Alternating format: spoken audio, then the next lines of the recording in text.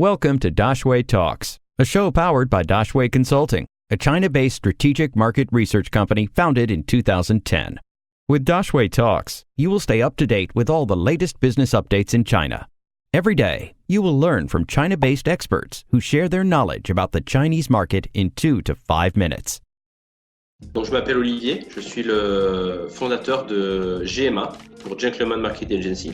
On est une agence marketing, c'est notre cœur business, et on travaille principalement sur de la performance dans le e-commerce, toute la partie branding et la partie lead generation. Quelles sont les différences entre du e-commerce cross-border et du e-commerce continental ?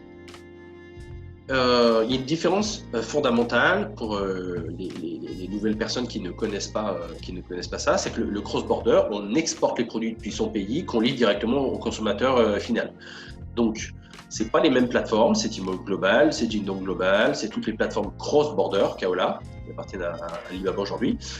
Et on a le e-commerce en Chine où on livre directement. Donc, une des premières différences que l'on a, c'est le temps. C'est-à-dire que quand on fait du cross-border, ça va mettre 10 jours, 15 jours, 3 semaines à arriver. Okay. La deuxième chose qu'on a, c'est le coût d'expédition qui, si en fait c'est un petit produit, on va payer un gros coût d'acquisition. Là où le e-commerce Chine, c'est plus facile. Voilà. Et la troisième chose qu'on a, c'est l'utilisateur, le mode de consommation des Chinois pour ces plateformes. Je m'explique. Les Chinois, quand ils pensent à cross-border, ils pensent à produits maternels, de maternité, du lait pour bébé, tous les produits pour bébé, parce qu'ils pensent que quand c'est venu de l'apporter, c'est meilleur. Des vitamines, des health supplements, etc. Ça marche très bien. Peut-être des produits de cosmétiques, mais plutôt haut de gamme. Voilà. Des produits qu'ils n'arrivent pas à trouver dans leur pays, ok. Par contre, pour la grande majorité des produits de consommation, c'est plutôt le Tmall Chine, comme par exemple toute la nourriture, les spirites, le vin, les produits de consommation courants, tous les produits plutôt de soins, etc. Donc la mode de consommation en fonction de ce qu'on veut, on va chercher sur plus ou moins telle ou telle plateforme. Après, pour la marque ou la compagnie, il y a des suites à ce que je viens d'expliquer. Le premier problème, c'est la logistique qui n'est pas la même. C'est-à-dire que quand on exporte, soit on exporte avec un gros coût de logistique en avion ou directement en bateau, soit on fait ce qu'on appelle des consolidations de stock dans des free trade zones en Chine. Donc c'est des zones qui sont en Chine mais qui sont en free trade, qui sont dans les zones internationales, et après on les fait passer les produits un par un sur le territoire livré aux consommateurs. La deuxième chose qu'on voit aussi, c'est que nous, en termes de marketeurs, quand on market des produits sur des plateformes cross-border, le taux de conversion est généralement plus bas.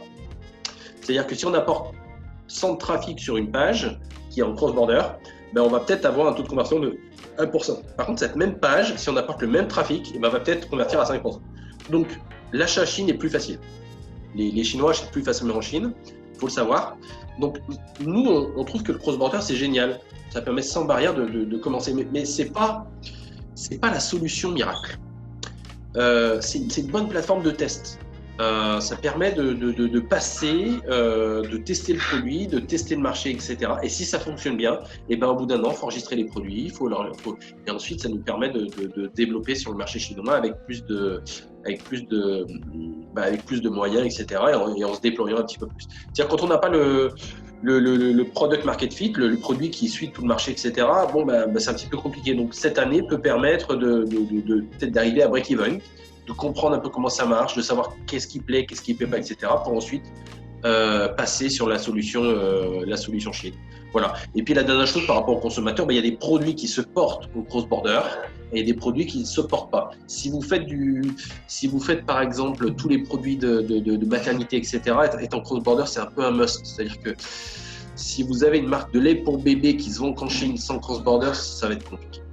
Ça va être compliqué parce que les gens vont chercher les commandes sur le cross-border. Si vous êtes dans les vitamines, vous avez 3 ans d'enregistrement. 3 ans. Wow. Donc ça veut dire que 3 ans avant d'attendre la validation. Donc qu'est-ce que vous faites pendant 3 ans ? Soit vous faites rien, ou soit vous êtes sur le cross-border pour commencer à vendre vos produits.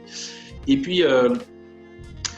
Puis la dernière chose, c'est un petit peu ce que j'ai expliqué sur les modes de consommation. C'est-à-dire que voilà, il vaut mieux que il y a des produits plus propices que d'autres sur telle ou telle plateforme, il faut le savoir. Et puis ensuite, voilà, ça permet de faire un test. Any questions? We will find an expert to answer them. Drop your questions in the comments or send us an email, dx@dashwayconsulting.com.